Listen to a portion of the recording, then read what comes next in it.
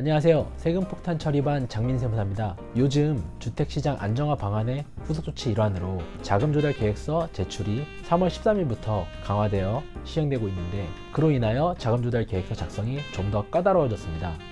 그 중에 금융기관, 사채 또는 회사에서 받는 차입금이 아닌 그 밖의 차입금 부분이 개정 전 서식에는 그 밖의 차입금란에 금액만 기재를 하면 되었지만, 개정된 서식에는 채권자와의 관계까지 기재를 하게 되어 있어 상당히 까다로워졌습니다. 양식이 개정된 이유는 부모나 가족으로부터 돈을 빌리는 형식을 통해 불법적인 증여가 많이 이루어졌기 때문입니다. 예를 들어 부모로부터 돈을 받아 주택을 취득하는데 이를 그 밖의 차입금 항목에 기재를 하고 실제는 이자 지급이나 원금 상환이 이루어지지 않는 증여인 경우가 많았기 때문입니다. 개정된 서식에서는 채권자의 관계를 확인하고 부모나 가족으로부터 차입금은 불법적인 증여로 되는 것을 막기 위해서 사후관리를 하겠다는 것입니다.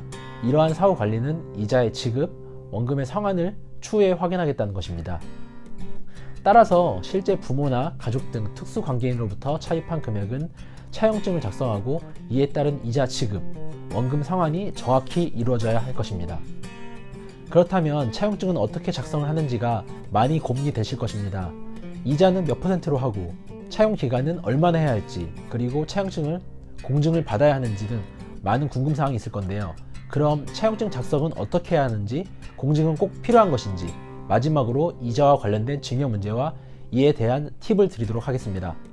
첫 번째, 차용증의 필수 기재사항을 보면 당사자들의 성명, 주민번호, 주소, 연락처 등 인적사항, 대여금의 금액, 차용 날짜와 변제 기일, 이자 및 연체 시 지연 손해금, 기한이익 상실 여부, 채무자의 날인 등이 필수적으로 기재가 되어야지만 법적 효력이 있다고 합니다. 제가 영상 설명란에 차용증 양식의 링크를 남겨놓겠습니다. 두 번째, 공증을 꼭 받아야 하나요? 결론부터 말씀드리면 공증이 꼭 필요한 것은 아닙니다. 이보다 더 중요한 것은 차용증에 명시된 대로 차용액의 이체, 이자 지급, 원금 상환이 이루어져야 하며, 이는 금융거래를 통해 통장에 근거를 남겨야 하는 것이 더욱 중요한 부분입니다. 공증을 받았다 하더라도 이러한 부분들이 금융자료로 남겨지지 않는다면 차용증을 부인하고 증여세가 과세될 위험이 있습니다. 세 번째, 이자는 얼마로 정해야 할까요? 이와 관련된 내용은 상증세법 제41조의 4 금전무상대출 등에 따른 이익의 증여, 상증세법 시행령 제31조의 4 금전무상대출 등에 따른 이익의 계산법 등에 명시가 되어 있습니다. 이 내용을 정리하면 특수관계인 간의 금전대여는 면이자 4.6%로 거래를 해야 하며, 이보다 낮은 이자율로 거래를 하게 되면 돈을 빌려주는 사람이 돈을 빌린 사람에게 증여를 하는 것으로 보게 됩니다. 여기서 말하는 특수관계인은 쉽게 가족간이라고 생각하시면 됩니다.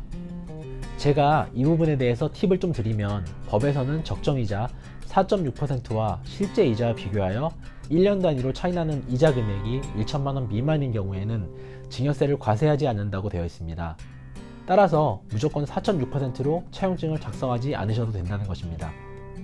실제 이자와 4.6%를 비교해서 차이나는 금액이 1천만 원 미만으로 이자를 설정하셔도 된다는 것이고, 역산해 보면 원금 약 2억 1,739만 1,000원 이하인 경우에는 무이자로 하셔도 증여 이자로 인한 증여 문제는 발생하지 않는다는 것입니다. 다만 실무적으로는 금전 대여가 증여로 추정되는 것을 막기 위해서는 적은 금액이라도 이자를 발생시켜 이자를 주고받는 모습을 남기는 것이 좋습니다.